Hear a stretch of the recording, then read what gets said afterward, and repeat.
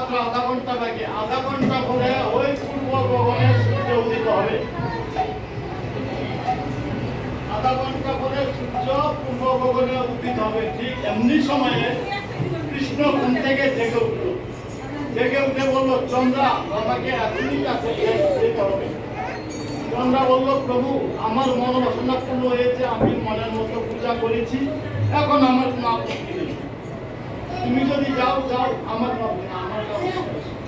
কৃষ্ণ দ্রুত বেগে চলিল রাধাকুঞ্জে যাওয়ার জন্য। আর মাত্র আধা ঘন্টা সময়ে সূর্য পূর্ব গগনে উদিত হবে। দ্রুত গতিতে চললো রাধাকুঞ্জে যাওয়ার জন্য। এদিকে রাধা কি করছে? রাধাকে তো আগেই বলছে, আমি তোমার কুঞ্জে আসতেছি, আমি তোমার কুঞ্জে আসবো।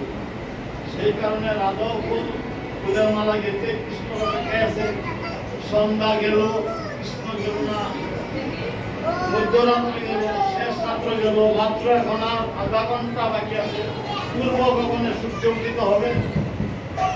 এমন সময় রাধা মন ভেঙে গেল। সারাদিন রাত্র বসে রইলাম, কৃষ্ণ আসলো না, রাত্র পুহাই গেল, আমি তো ফুলের মালা ভাসি হয়ে গেল। এখন রাধা কি করলো? রাধা ফুলের মালা কান্দতে লাগলো।